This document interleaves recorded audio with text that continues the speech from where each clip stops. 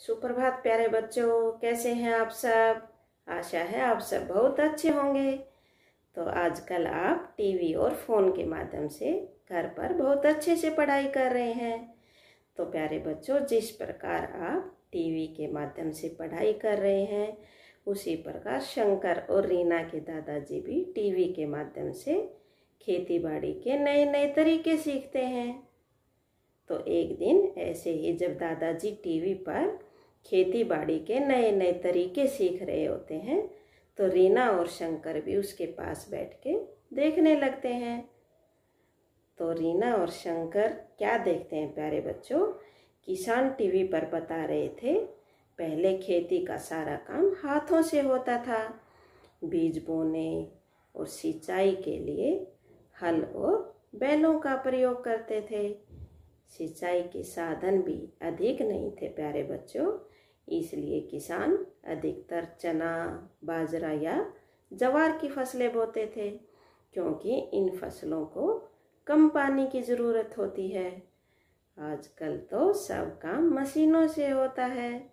आपको पता है ना, आप घर पर भी देखते हो, दूध बिलोने का, आटा पीसने का और बहुत सारे काम हैं, कपड़े धोने का, जो पहले घंटों में होते थे अब मिनटों में हो जाते हैं। तो इसी प्रकार प्यारे बच्चों, खेतों का काम भी पहले की अपेक्षा कम मेहनत में और जल्दी हो जाता है, क्योंकि आजकल सिंचाई का, बुआई का या बहुत से काम मशीनों के द्वारा हो जाते हैं। तो इस प्रकार टीवी देखकर रीना और शंकर को बहुत मज़ा आया और उन्होंने दादाजी से कहा, दादाजी इस बारे में हमें और भी बताओ। तो दादाजी ने कहा, मैं फसलों के बारे में तुम्हें तब बताऊंगा जब कल तुम मुझे मेरे साथ खेत में चलोगे। तो रीना ने कहा, दादाजी सबसे पहले ये तो बताओ खेत होता क्या है और फसल क्या होती है। तो दादाजी ने बताया कि किसी भी स्थान को चारों ओर से एक मेड़ बनाकर उसको, मिट्टी को फसल के लिए जब तैयार करते हैं तो उसको खेत बोलते हैं। और फसल क्या होती है, तो इसके बारे में बताया दादाजी ने कि बहुत सारे पौधे एक स्थान पर एक साथ उगाने को फसल कहते हैं।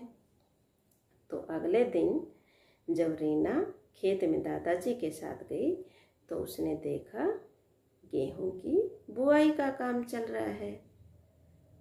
तो दादाजी ने बताया कि अक्टूबर का महीना चल रहा है, इसलिए हम खेत में गेहूं बो रहे हैं। तो रीना ने कहा, ये क्या दादाजी, क्या हम कोई भी फसल कभी भी नहीं बो सकते।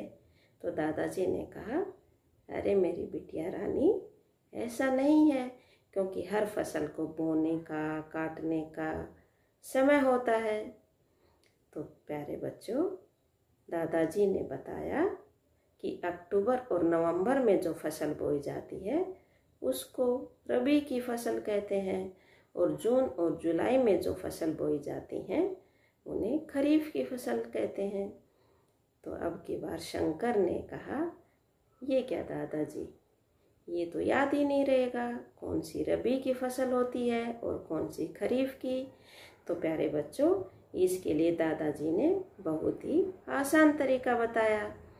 उन्होंने बताया कि हम यहाँ मुख्य रूप से खाने के लिए दो फसलों का प्रयोग करते हैं, दो अनाज, गेहूँ और बाजरा। तो प्यारे बच्चों, गेहूँ के साथ जो फसलें बोई जाती हैं वो रबी की, और इसको हम इस प्रकार याद रख सकते हैं, रबी में भी 2 अक्षर और गेहूं में भी 2 अक्षर। और बाजरा के साथ जो फसलें बोई जाती हैं वो खरीफ की, और इसको याद रखने का तरीका है, बाजरा में भी 3 अक्षर और खरीफ में भी 3 अक्षर। तो इस प्रकार हम इसको याद रख सकते हैं, गेहूं के साथ बोई जाने वाली फसलें रबी की फसल जो अक्टूबर नवंबर में बोई जाती हैं, और बाजरा के साथ बोई जाने वाली फसल खरीफ की फसल जो जून और जुलाई में बोई जाती हैं। तो प्यारे बच्चों, आप भी अपने घर पर दादा और दादी जी से बात करके अपनी नोटबुक में कुछ बातें नोट करेंगे। जैसे दादा दादी के समय में खेतों में क्या क्या काम हुआ करते थे जो अब नहीं होते हैं।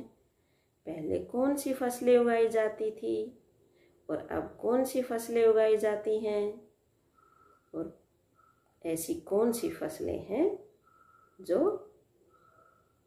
कम लागत में यानी कम मेहनत और कम पैसे में उगाई जा सकती हैं, और कौन सी फसलें हैं जो ज़्यादा लागत यानी ज़्यादा पैसे और ज़्यादा मेहनत में उगाई जाती हैं। तो प्यारे बच्चों, आप एक मैप के द्वारा अपनी बुक में भी भर लेंगे। आप देख रहे हैं ना, जो मैप आपके सामने दिखाई दे रहा है उसमें देखकर आप लिखेंगे कि कौन सी जगह पर गेहूं की फसल ज़्यादा उगाई जाती है, कहाँ पर चावल, कहाँ पर कपास और कहाँ पर बाजरा ज़्यादा उगाया जाता है। तो इस प्रकार आपको पता चल जाएगा कि आपके आसपास कौन सी फसल ज़्यादा उगाई जाती है। और इसके साथ ही प्यारे बच्चों, आप घर में जैसे देखते हो ना, मम्मी दूध खराब होने से बचाने के लिए क्या करती हैं, फ्रिज में रखती हैं। तो इस प्रकार फसल तैयार होने के बाद उसका अच्छे से भंडारण यानी उचित रख रखाव भी ज़रूरी है। तो अपनी मम्मी पापा से पूछकर फसलों के उचित रख रखाव का साधन भी आप पूछकर अपनी नोटबुक में नोट कर लेंगे। अच्छा बच्चों, आज क्लास में इतना ही। अगली क्लास में फिर मिलेंगे एक नए विषय के साथ, एक नए टॉपिक के साथ।